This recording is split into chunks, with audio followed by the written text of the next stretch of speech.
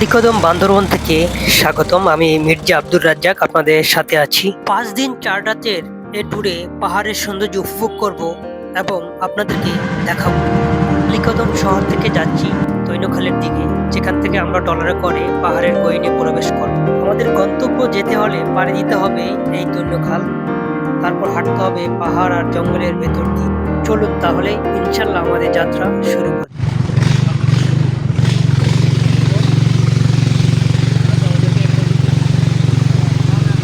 শহরের কোলাহল, গাড়ির শব্দ আর ব্যস্ততা ধীরে ধীরে পেছনে ফেলে আমরা এগিয়ে যাচ্ছি পাহাড়ের দিকে। অলরেডি বৃষ্টি শুরু হয়েছে।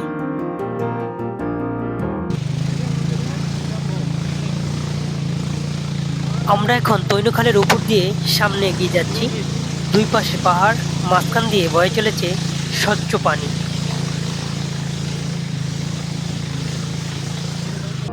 হঠাৎ করে মাঝপথে আমাদের ইঞ্জিনের পাখা নষ্ট হয়ে গিয়েছে।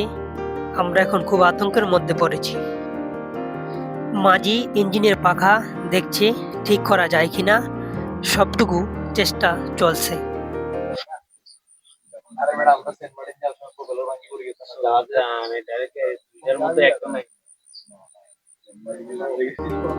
অনেকক্ষণ চেষ্টা করার পরও এখনো ঠিক হচ্ছে না। আমাদের গাইড পঞ্চম দাদাও মাঝিকে হেল্প করছে, আমরাও ওনাকে হেল্প করছি। এখনো কাজ চলমান।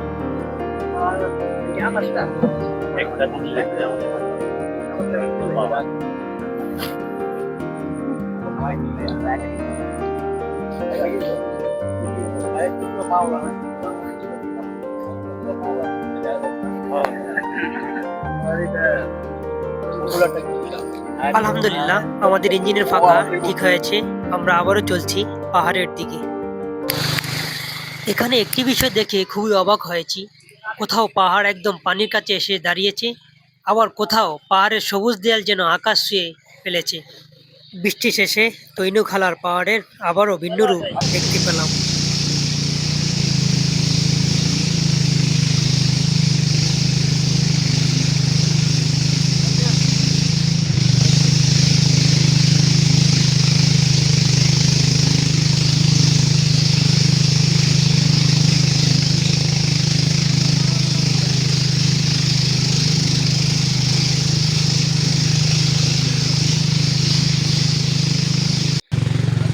পাহাড়ের এই পথের সবচেয়ে সুন্দর বিষয় হলো এখানে কোনো তাড়াহুড়ো নেই। ট্রলার ধীরে ধীরে এগিয়ে যাচ্ছে, পানির শব্দ, বাতাসের শব্দ আর চারপাশে পাহাড়ের শুধু নীরবতা দেখতে পাচ্ছি। আসলে শহরে আমরা সারাদিন কত শব্দের মধ্যে থাকি, কিন্তু এখানে এসে মনে হচ্ছে নীরবতার একটা নিজস্ব শব্দ আছে।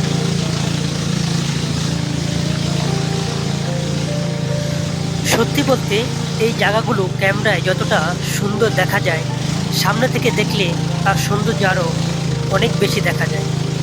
এখানে এসে আরেকটা বিষয় খুব ভালোভাবে উপলব্ধি করা যায়, প্রকৃতির কাছে আসলে আমাদের হারানোর কিছু নেই, বরং ফিরে পাওয়ার আছে অনেক কিছু। আর বলে রাখি, আজকের রাতটা আমরা কোনো হোটেলে নয়, পাহাড়ি আদিবাসীদের একটি ঘরে থাকবো। সামনে কি অপেক্ষা করছে আমরা নিজেরাও জানি না, তবে একটা বিষয় নিশ্চিত, আজকের এই যাত্রাটা হয়তো আমাদের জীবনের অন্যতম সুন্দর একটি স্মৃতি হয়ে থাকবে। এখানেই আমাদের ট্রলার থেমে যাবে। এখন থেকে আর ট্রলারে নয়, এবার শুরু হবে পায়ে হাঁটা। সামনে পাহাড়ি পথ, জঙ্গল আর অচেনা রাস্তা। আমাদের গন্তব্য কিন্তু আরও ভিতরে।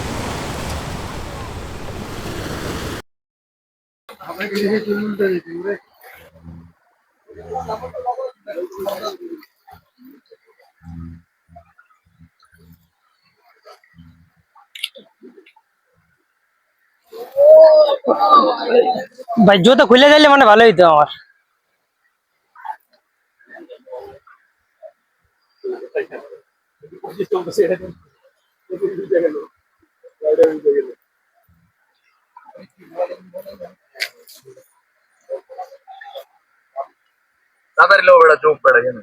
তাই ভাই,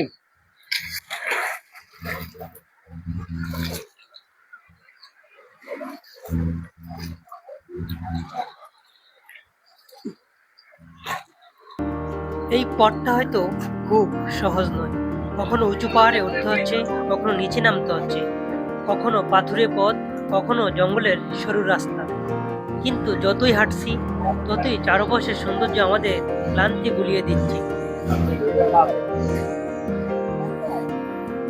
শহরে কয়েক কিলোমিটার হাঁটলে যেখানে আমাদের ক্লান্তি লাগে, এখানে কয়েক কিলোমিটার হাঁটার পরও মনে হচ্ছে আরো একটু সামনে যাই, সামনে নিশ্চয়ই আরো সুন্দর কিছু অপেক্ষা করছে।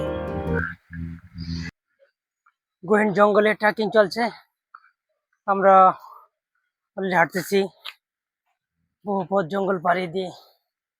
এই দেখেন আমাদের অবস্থা, এই যে আমার টিম লোকজন হাঁটতেছে, আর এই এই যে এই লোকজন।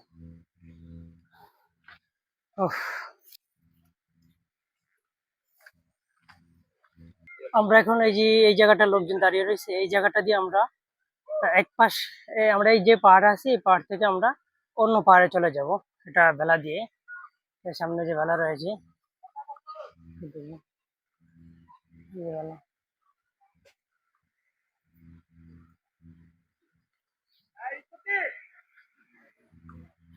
এই বেলা, এই যে এই পাশে পাহাড়ে যাবো আমরা। এটি হচ্ছে একটি বাঁশের বেলা, পাহাড়ের এক পাশ থেকে আরেক পাশে যাওয়ার জন্য এই বেলাটি ব্যবহার করা হয়।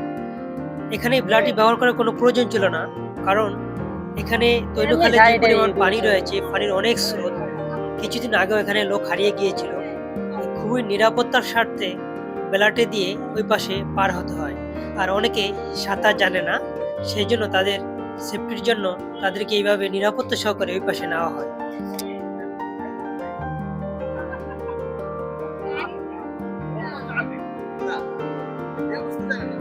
আপনার তো আমাদের অনেক আগে আসছেন, আমাকে ইঞ্জিনের ফাঁকা ফাঁকা 2বার ছুটে গেছে, প্লাস হচ্ছে আরো 4বার আমরা স্রোতের মধ্যে পড়া দিচ্ছি। আমাদের টিম সহকারে আমরা এখানে বসে আড্ডা দিচ্ছি। বেলাটি ওই পাশ থেকে এসে আমাদেরকে কিছুক্ষণ পর নিয়ে যাবে। একটি বেলাতে 2জন করে লোক উঠতে হয়, না হলে বেলাটি ওই পাশে যাওয়া সম্ভব নয়, ডুবে যাওয়ার সম্ভাবনা রয়েছে। তাই আমরা 2জন করে ওই পাশে পার হব। আমাদের নেওয়ার জন্য বেলাটি অলরেডি আসতেছে।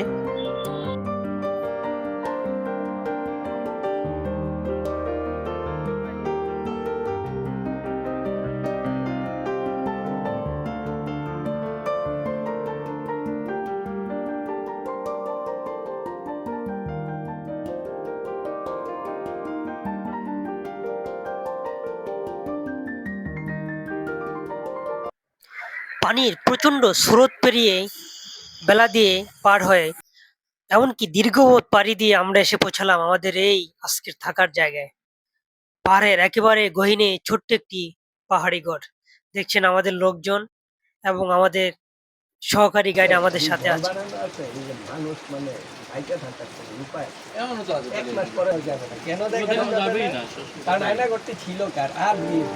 দীর্ঘ সময় ট্রলার আর পাহাড়ি পথে হাঁটার পর আমাদের শরীরটা বেশ ক্লান্ত হয়ে পড়েছে, তাই একটু ফ্রেশ হয়ে বসে পড়লাম প্রকৃতি দেখ। ভাই গোসল করছেন? ফ্রেশ হওয়ার পর সবাই মিলে আমরা আড্ডায় বসে গেলাম। অচেনা একটা জায়গা, চারপাশে পাহাড় আর জঙ্গল, কিন্তু পরিবেশটা এত সুন্দর যে মনে হচ্ছে অনেকদিন পর পরিচিত মানুষের সঙ্গে বসে আছি। আসলে ভ্রমণের আনন্দ বোধ হয় এখানে, শুধু জায়গা দেখা নয়, একসঙ্গে বসে গল্প করা, হাসাহাসি করা আর মুহূর্তগুলো উপভোগ করা। তাছাড়া আমার দীর্ঘদিনের স্বপ্ন ছিল আমি এমন একটা পাহাড়ি ঘরে বসে আড্ডা দিব, গল্প করব এবং পাহাড়ি খাবার দাবার খাবো।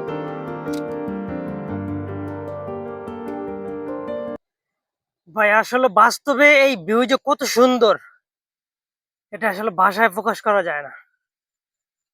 অমায়িক সুন্দর। যেকোনো কিছুক্ষণ আড্ডা দেওয়ার পর আমরা উঠে গেলাম এখানকার জমগড়ের দিকে। এই ভাই পানি কেটে ভালো, গাজী ভাই, গাজী ভাই পানিটি ভালো। পাহাড়ের মানুষের জীবনযাত্রার সঙ্গে ঝুম চাষ ও ঝুমঘর ওতপ্রোতভাবে জড়িয়ে আছে। আর এই ঝুম গড়ে উঠে চারপাশের প্রকৃতিটাকে অন্যরকম মনে হলো। চারিদিকে শুধু পাহাড় আর সবুজ। এদিকে আমার পাহাড়ের উপরে উঠতে গলা শুকিয়ে গেছে, তাই একটু ঝর্ণার পানি পান করে নিচ্ছি। দূরে পাহাড়ের সারি, নিচে জঙ্গল আর মাথার উপর বিশাল আকাশ, যেন অন্যরকম লাগছে।